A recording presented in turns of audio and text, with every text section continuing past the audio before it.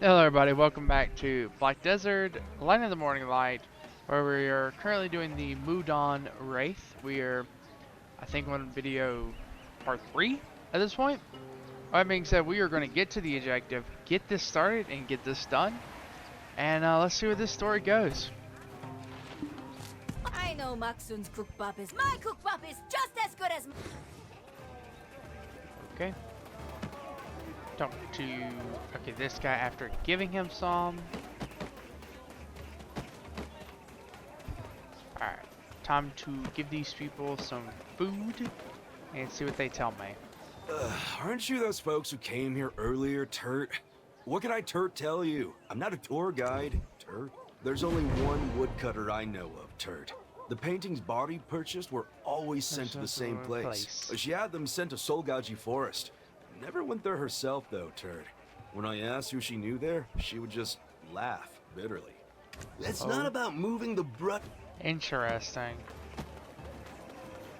I wish I could help you, truly, but I only deal in furniture, and anything on woodcutters is a trade secret. So there are quite a few woodcutters who deal with pine. However, I'd say the most famous are found at Solgaji Forest. While I've never met the woodcutters there face to face, they would always send someone else with the materials. Not sure why. Excuse me? Say what? Interesting. Interesting. Anyone wielding an axe in these parts is a woodcutter, no? Oh no! Where did it go? I swear I just dug some up. Woodcutters are just folks with axes who chop trees, no? Our woodcutters dare not go near the Dongsan tree in Body Forest. They fear losing favor with the village's Dongsan god. Upsetting the natural order. Stupid fool. If I had just known my place, I would have never lost her. Hey there. Excuse me, Mr. Woodcutter, sir? Any chance you know Patty, adopted daughter of the Bidikongdoks? Oh. The taxman's come to collect. Uh-oh. Excuse me, do you know anything about the current state of Bali Forest? There's probably not a father in the world as cowardly as me. Why the king of the netherworld hasn't ended my miserable life yet, I have no idea. Every day I live, every breath I breathe is wrought with pain. Is this what they mean by divine punishment? What? You're Patty's real father? Spill the beans, old man. Tell us everything. Long ago, when Lord Bonghuang lay slumbering on Mount Ashi, I traveled there, hoping to find some rare lumber to better my fortunes. Uh-oh. And yet Mount Ashi was unlike any ordinary mountain I knew of. I lost track of time there, unable to tell whether it was night or day. And so, I wandered the mountain until I stumbled upon a lone maiden. She wasn't a normal being like me, but a celestial maiden of Lord Bonghuang named Ogu. Oh. Don't tell me. Was it love at first sight? Was that why Mr. Turd claimed it went against the laws of the heavens? In time, Maiden Ogu gave birth to a serpent, the predator and mortal enemy of all birds. To dare birth a serpent where Lord Bonghuang lay in slumber? This story's getting weird. My beloved Ogu, now stripped of her celestial winged garments, and exiled from Mount Ashi, began to wither away. So I took my child, no, that serpent, and tossed it as hard as I could over the falls. Oh. Can't you see? The serpent was killing her own mother with its very existence. That's messed up though. And with that, I caused the first death of my own child, Body. Never did I think she'd survive the fall. I lived on, forgetting her entirely. Oh. Yeah, you could have kept living your fairy tale life with your wife. Speaking of, whatever happened to Patty's celestial maiden of a mother anyway? She died. Like a fish out of water, the energies of our world proved fatal to her. To revive her, I required the water of life. Uh-oh.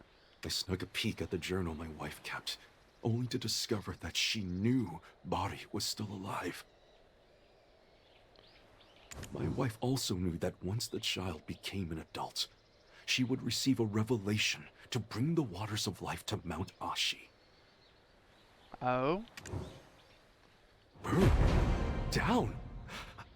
I did steal the water of life, but I did not set her place ablaze. That wasn't me. I swear. Stealing the water of life from her was basically killing her a second time. Why would I ever burn down her home? Judging from the look on your face, you seem to be telling the truth. Still, you acquired the water of life. Why didn't you save the Celestial Maiden? I guess it did work. By the time I returned with the water of life, it was already too late. An ominous axe stood where my wife had lain. An The moment I axe. seized it, I was awakened to the will of the Celestial Maidens. Their divine punishment placed upon me was to murder my own offspring once more. I've heard that Bari has become the Mudang Wraith, serving the dead Dangsun tree. For the tears of the Jirang Maiden, found from tilling these grounds onto the axe I gave you, and use it to chop the tree down. Please, have mercy on me just this once. I cannot bear to take the life of my child a third time. Why do we get saddled with your bad karma? So this water of life, how did people even hear about it? You see, I spread the rumors myself. I sought to impede her in completing her task. Really? I can't believe what I'm hearing right now. Forget Father of the Year. You don't even qualify as a father. I gave the I water agree. of life to old lady Huacheng of Udur Strait. All I wanted to do was to save my wife. The water of life. I've sent it back to where it belongs. For even that cannot bring back those who've already become ghosts. Is there really no other way than to chop down that tree? Old Lady Bitagongdok, she doesn't deserve this pain. Do you know how Mudang Wraiths come to be? They're born from the karma of bringing curses upon others in their lifetime. Especially those with a lifetime ahead of them. Now tethered to this world as servile wraiths, even after death. Can you fathom how great of a sin that is? I don't know the reason for her actions, but it's a grave matter regardless. Who will placate the begrudged souls who lost their lives? However, I will still send a prayer to the Dragon King. Really? Goodness, thank you so much. Allow me to pray with you. The more voices, the better. I am Interesting. helping you because I know that child, Bari, and her story. There was a time when her story spread to even the dead. Well, I must go defeat. Heed our prayers, Oh, Dragon Dragon King. His response came swiftly. Please, give me a moment. Heh? But when in the world would Badi have cursed someone? And who would ever want to set her house on fire? I've received an answer. Do you know of the Saudi flowers? The Saudi flowers. Saudi flowers. Mr. Turt said something about them at Angler's Point. Badi found them in the Dragon Palace, along with the Water of Life, but forgot to take them with her. Blood Saudi, flesh Saudi, breath Saudi, and bone Saudi flowers. Offer up the seeds of just 2, and the Dragon King will bestow you with the water of life. The water life. Huh? From the names, those flowers definitely aren't of this world. All we need are seeds? Do we need to make them bloom? No, these flowers cannot bloom in this world. The Dragon King said the shortage of flowers in the palace created a desperate need for seeds. I see. The seeds were sown by the celestial maidens who followed Bonghuang into this world, and cultivated these lands long Bongwa. ago. You're back! The Dragon Palace is in chaos too. You're back! I have no idea why there's. You're back! The Dragon Palace is in. Okay. Here's the water of life as promised.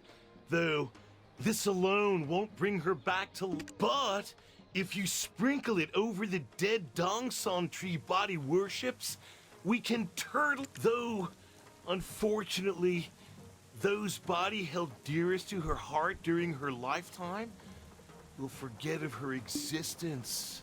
What? You mean that the Biddy Dog couple will forget Buddy? But they love Buddy so much. Well, that too is the will of the heavens, Turts. The So now we have two choices. The axe or the water of life. Turtloo! See you again! So either they forget and we revive her soul, or either we chop down her tree. I heard from Dulce. I suppose that it is time to let her go. My energy depletes by the day, while her umbral energy grows stronger and seeps deep into the forest. If this continues, this forest will become a forest of death, where not even the smallest of creatures can survive. I can no longer stand by and watch by the choice. I will leave in your hands, for even if...